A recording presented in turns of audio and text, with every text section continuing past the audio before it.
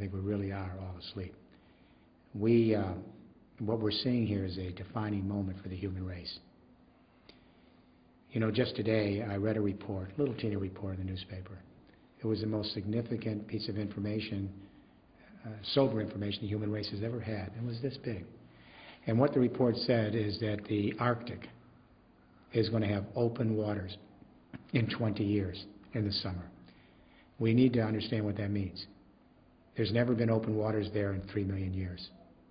We are seeing a cataclysmic shift in the climate of this planet in real time right now. And if our scientists are right, we may see within 30, 40 years, maybe a century at the most, the potential demise of our species. We're really asleep all across the world. So I think we're at a pivotal point. We have 3 crises right now that are feeding off each other, and they put us in the middle of a perfect storm. First, the economic meltdown. Second, the energy crisis. Third, the real-time impacts of climate change now in agriculture, our ability to feed ourselves. The economic meltdown, let me say I disagree with some of my colleagues on this.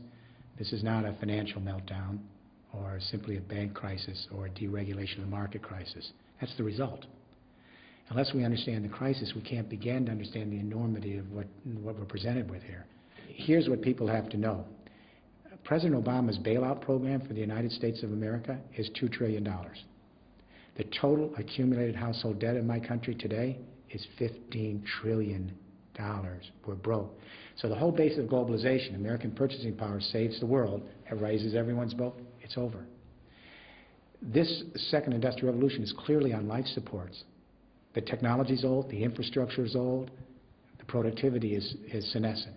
So that's crisis number 1. The second crisis that feeds off of that is energy, because the second assumption of globalization, cheap energy. So take your capital to cheap labor markets in Asia and elsewhere, let them produce the food and the manufactured goods and then ship it back, because energy is cheap. The problem is when oil went over $50 a barrel, something interesting happened. Inflation started to rear up from the food prices to petrol. When oil hit $147 a barrel in July of 2008, that's when the crisis hit. You'll recall the entire economic engine of globalization collapsed in July at $147 a barrel because the inflation was so high on all the prices, people stopped purchasing. Then the crisis hit 60 days later because you couldn't maintain that delusionary credit-based debt culture when the engine stops. Then the financial markets collapse 60 days later. They're connected. They're connected. And of course, what I think people need to realize is everything is based on fossil fuels. Our petrochemical fertilizers and pesticides for agriculture, almost all of our pharmaceutical products are fossil fuel based. Virtually all of our clothes, our power, transport, heat and light, all of our construction materials. The entire civilization was built off the carbon composites of the Jurassic Age. And now that price for oil is going up. Gas shadows oil, coal shadows gas, uranium all shadow each other. So when we hit $147 a barrel last year, the inflation was in all the prices across the supply chain. The engine turned off, energy prices went down because no one was using it. This is what I call peak globalization. We now know the outer limits of globalization based on these conventional energies. The energies are clearly sunsetting.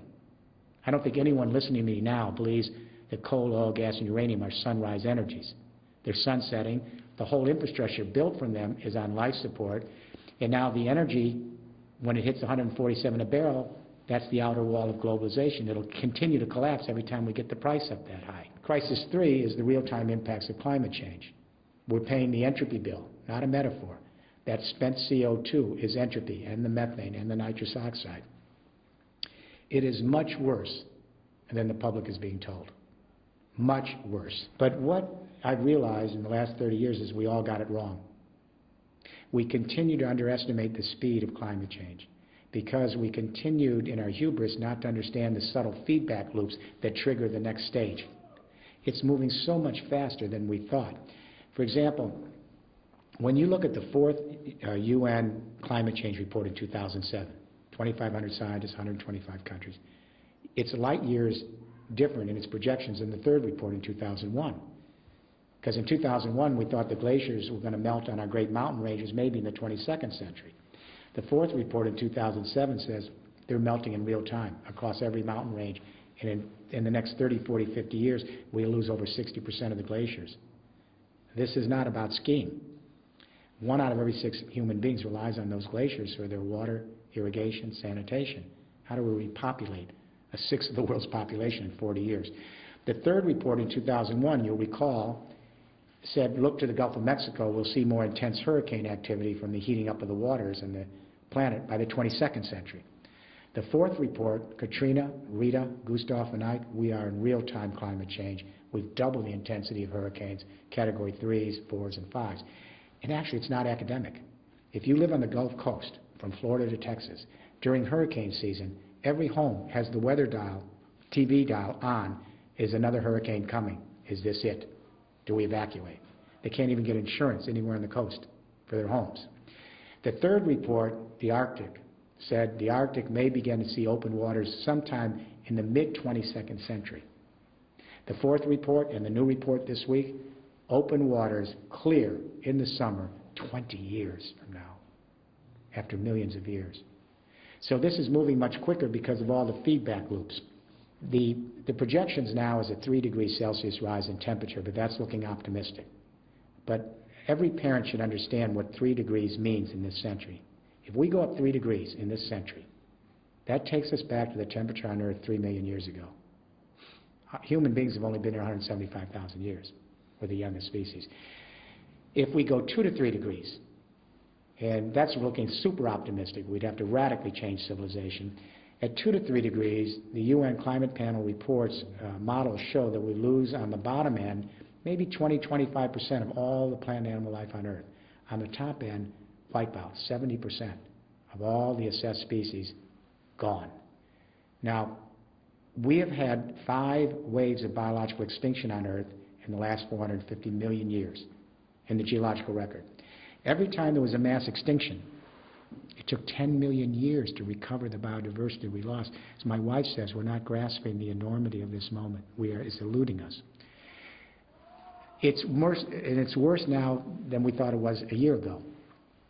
For example, in the fourth assessment report, they mentioned the permafrost as a potential problem in Siberia. No studies in.